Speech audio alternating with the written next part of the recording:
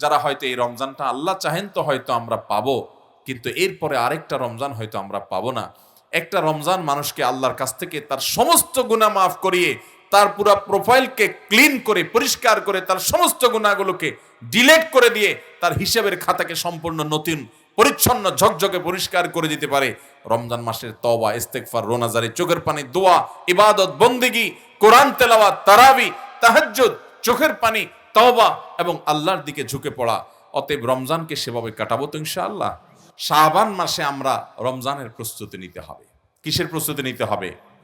কিভাবে প্রস্তুতি নেবেন আমি বলি। আমাদের দেশের রমজানের প্রস্তুতি নেওয়ার একটা চিত্র আছে ভাই। চিত্র হলো, ধরুন সাধারণ মানুষ রমজানের প্রস্তুতি নেয় কিভাবে।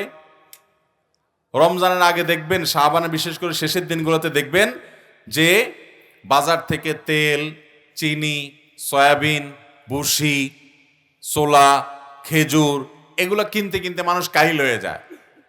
কারণ রমজান আসতেছে। কারণ কি? রমজান আসছে, তার প্রস্তুতি হিসাবে ছোলা, চিনি, বেগুন, বেসম আর তেল, খেজুর এগুলো কিনতে কিনতে আমরা কাহিল। আমাদের কেনার স্টাইল দেখে মনে হয় যে একটা খানার মাস আসতেছে। এই পরিমাণ ক্রাইসিস প্রতি বছর রমজান উপলক্ষে হয় যে বাজার সামলাতে গিয়ে সংশ্লিষ্ট যারা আছে বেচারাদের গলদঘর্ম হয়ে যেতে হয়, অবস্থা কাহিল হয়ে যায়। কারণ এই পরিমাণ খায় পাবলিক যে খানার ডিমান্ড এই পরিমাণ হয় যে বাজারে সাপ্লাই দিয়ে পারে না। এই চান্সে আপনার দাম বাড়ায় দেয় অসাধু ব্যবসায়ীরা। অথচ রোজার মাসে আল্লাহ তাআলা দিনের বেলায় পুরাটাই খানা বন্ধ করে দিয়েছেন। অন্য সমস্যাতে এই সময় খানা আরো কম হওয়ার কথা, কিন্তু আমরা এসা খানা খাই। আবার এই বেশি খানা খাওয়ার জন্য একটা জাল হাদিস বানায় নিয়েছে। সেটা কি? রমজানে খানার কোনো হিসাব নাই। শুনছেন নি আপনারা এই হাদিস? রমজানে খানার নাকি হিসাব নাই। আরে ভাই, রমজানে খানার হিসাব আরো বেশি দেওয়া লাগবে, কারণ ইবাদতের মাস। তুমি বিনা হিসাবে খাইলা, রমজান মাসে দুপুরবেলা খাইলা, যে খানার হিসাব নাই, মুগুর একটাও নিচে পড়বে? ভাইরা আমার, রমজানের প্রস্তুতি দুঃখজনক। আমরা আম জনতার প্রস্তুতি হলো বাজার করে আমরা রমজানের প্রস্তুতি নেই। আর দোকানদারদের প্রস্তুতি কি? বিশেষ করে মুদি দোকানদারদের প্রস্তুতি হলো রমজান আসছে, চিনির বস্তা, সোলার বস্তা যা আছে এগুলো সব দূরে সরে আউট কর, নাই কিচ্ছু নাই, এরপর দাম বাড়ায় তারপর বিক্রি করব। তাহলে মাল গুদামজাত করা, এটা হলো অনেক ব্যবসা, অসাধু ব্যবসায়ীদের রমজানের প্রস্তুতি। আর মাল কিনতে কিনতে কাহিল হওয়া, এটা হলো আমাদের রমজানের প্রস্তুতি। আর মিডিয়াগুলো, টেলিভিশন চ্যানেলগুলো, বিভিন্ন যারা এই টাইপের এই জগতে আছে, তাদের প্রস্তুতি হলো তারা ঈদের সিনেমা, ঈদের নাটক কোনটা বাইর করবে না করবে, এগুলো তাদের রমজানের প্রস্তুতি।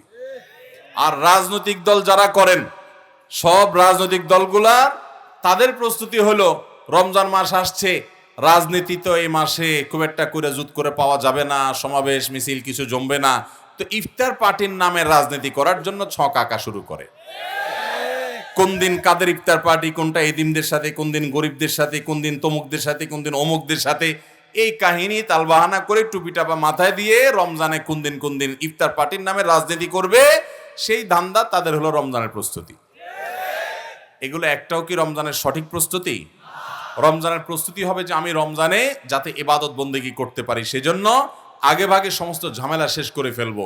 ঈদের জন্য শেষ দশক আমি ইবাদত করতে পারি না ঈদের কেনাকাটার জন্য, এই জন্য সব ঝামেলা আগে সেরে ফেলবো এবং রমজানে আমি এই টাইমে ইবাদত করব, ওই টাইমে কোরআন তেলাওয়াত করব। অনেক ভাইরা আছেন কষ্টের পরিশ্রম করেন, কষ্টের কাজ করেন, পরিশ্রমের কাজ করেন।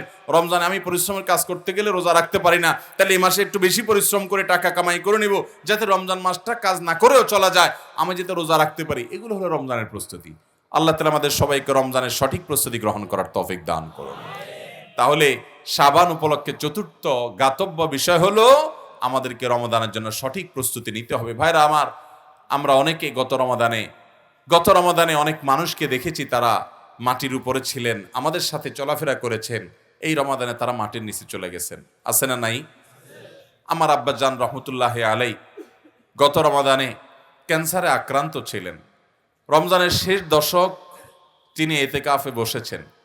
আমার বুঝজ্ঞান হয়েছে থেকে নিয়ে ছোটবেলা থেকে আমার মনে পড়ে না যে রমজানের শেষ 10 দিন আমার বাবাকে আমি কোনোদিন ঘুমাইতে দেখছি, কোনোদিন মনে পড়ে না। সারা জীবন আল্লাহর বান্দা চায়ের একটা ফ্লাস্ক সাথে নিয়ে ইবাদত বন্দেগী, জিকির, আজকার। আর যে মসজিদে কেউ এতেকাফে বসে না, ওই মসজিদে লোকজন নিয়ে এতেকাফে বসা। গত রমজানে ডাক্তাররা রীতিমতো তার বেঁচে থাকার কোনো সম্ভাবনা নাই, সেরকম একটা আভাস ডাক্তাররা অনেক আগে থেকে পেয়ে গেছেন, অথচ তিনি ওই অবস্থা শেষ দশক পুরাটা ইতিকাফ করেছেন। আর এই রমজান এখনো আর বেশি দিন বাকি নাই। আমার আব্বাজান রহমতুল্লাহ আলাই তিনি কবরবাসী হয়ে গেছেন, এই রমজান আর তিনি পাবেন না। তো আমরা অনেকে এখানে আছি যারা হয়তো এই রমজানটা আল্লাহ চাহেন তো হয়তো আমরা পাবো, কিন্তু এরপরে আরেকটা রমজান হয়তো আমরা পাবো না। একটা রমজান মানুষকে আল্লাহর কাছ থেকে তার সমস্ত গুনাহ মাফ করিয়ে, তার পুরা প্রোফাইলকে ক্লিন করে পরিষ্কার করে, তার সমস্ত গুনাহগুলোকে ডিলিট করে দিয়ে তার হিসাবের খাতাকে সম্পূর্ণ নতুন পরিচ্ছন্ন ঝকঝকে পরিষ্কার করে দিতে পারে। রমজান মাসের তওবা, ইস্তেগফার, রোনাজারি, চোখের পানি, দোয়া, ইবাদত, বন্দেগী, কোরআন তেলাওয়াত, তারাবি, তাহাজ্জুদ, চোখের পানি, তওবা এবং আল্লাহর দিকে ঝুঁকে পড়া। অতএব রমজানকে সেভাবে কাটাবো তো ইনশাআল্লাহ। সেভাবে কাটাইতে হলে এখন থেকে নিয়ত করতে হবে। আমার রমজান ইবাদতের ক্ষেত্রে বাধা কি? ঈদের কেনাকাটা, তাহলে আগে ভাগে এটাকে ক্রস দিয়ে ফেলতে হবে। আমার রমাদান ইবাদতের ক্ষেত্রে বাধা কি?